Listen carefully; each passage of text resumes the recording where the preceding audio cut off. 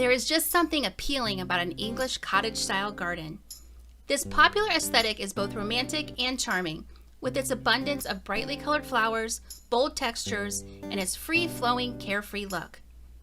Hi, this is Amy from Gardening Know-How, and I invite you to join me as we take a page right out of Claude Monet's handbook to create a whimsical cottage garden with colorful perennials and shrubs. While cottage gardens are trendy these days, they did provide a solution to those with a lack of garden space in the days of Old England. Many of the workers in the villages owned small homes with even smaller gardens. These gardens would have to supply the family with fresh produce. Many families would have gone hungry if they had not had the benefit of homegrown food. Their garden would consist of vegetables and mixed fruits, and amongst this array of produce, they would also grow flowers to help attract pollinators to their crops. As time went on and the era of romance evolved, these particular plants were considered to affect us emotionally, and what we know today as the cottage garden was born out of this movement. One of the most famous cottage gardens was designed by the French Impressionist painter Claude Monet.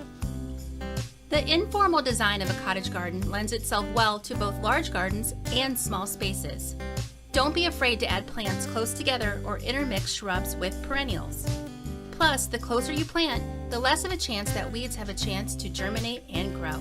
Go for a variety of shapes, textures, and flower colors, just keeping to the best rule of thumb, to plant tall in the back and short in the front. For a more aesthetic look, try planting the same type of plant in groupings of odd numbers such as 3s or 5s.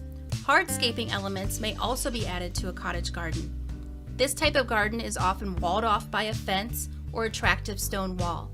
You could also add bird feeders, walkways, arbors, or a bench for seating.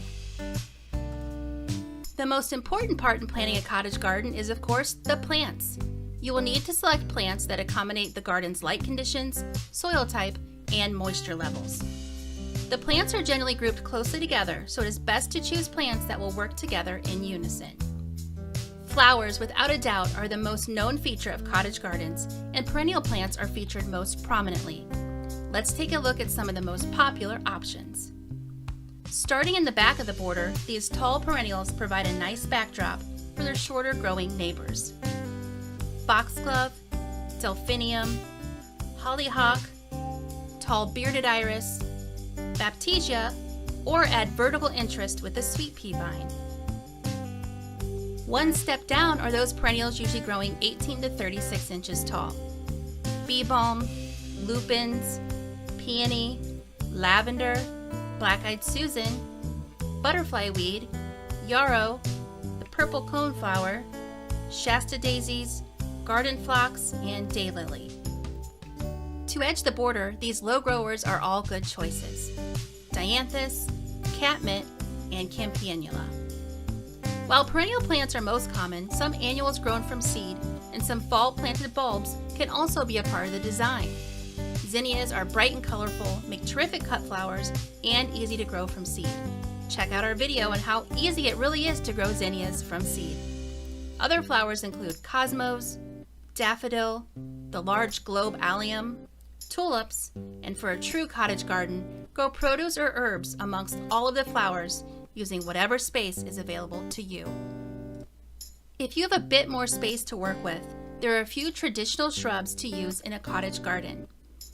The most popular cottage garden shrub is the rose. Whether a shrub rose or climber, the heavy petal count of an English rose is right at home in this space.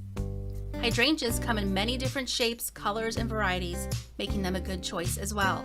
Their big flowers are romantic and make perfect plants for a cottage garden. The butterfly bush is also a lovely addition to add color, fragrance, and butterflies.